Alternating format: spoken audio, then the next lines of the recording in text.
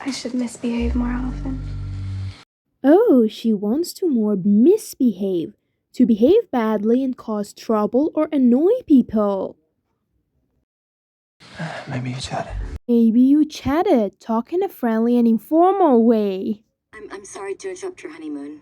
We had a fire in the main server room this morning. Was anyone injured? No. Honeymoon! Oh, I love honeymoon. It's a holiday taken by two people who have just got married. Because the moon appears to get smaller, like the love of some newly married people. And that's so beautiful. And the damage could have been much worse. The fire suppression system kicked in. It looks like arson. Kicked in to start have an effect or to happen. Someone planted an explosive device. This guy. Explosive device, a bomb. Did he get any data? He took some of your personal files, and then he might have set the fire to cover his tracks.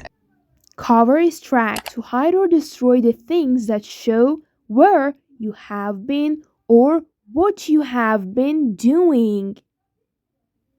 Jack Hyde, formerly of SIP.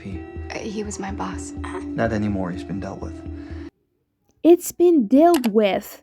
This has been dealt with is a grammatically correct sentence and is perfectly usable in written English. You typically use it in the context of having finished dealing with some kind of issue or just fire a person. Sawyer, ma'am. Hello, hi. This is my colleague, Prescott. Hi. Just Sawyer and Prescott? That's it? Keep it simple. He'll be in charge of your personal security. In charge, in control, or with overall responsibility.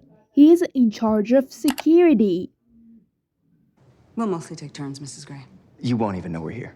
That seems unlikely, but thank you.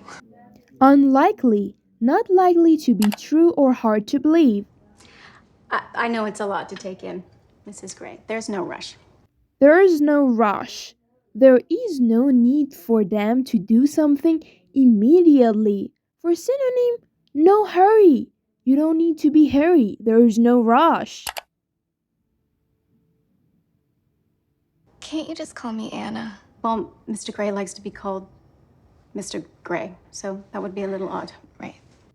There is a little odd. It's just been difficult and problem. Okay. Now, what would you like for tonight? I have boeuf bourguignon. Actually, I was kind of thinking that maybe I could just cook dinner for Christian tonight. Mrs. Gray. I'm so sorry. I don't want to mess up your plans. I'm sorry. PROB, short form of probably. Don't forget to subscribe. Mess up, to spoil or ruin something. It's really her home. Medium rare. Just how Sir likes it. I could get used to this.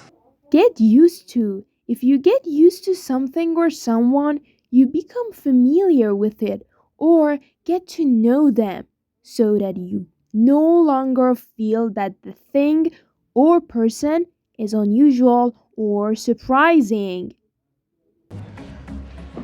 Anna, nice of you to join us. Hi, Liz. Nice of you. Well, you can watch this video and learn. Am I in the right office? We had a makeover. Mr. Roach wanted to welcome the new fiction editor. Makeover. If you give a place a makeover, you make it look more attractive by painting the walls, putting in new features or furnitures, and etc. Who's the new fiction editor? You are. You got a promotion. Promotion, a move to a more important job or position in a company.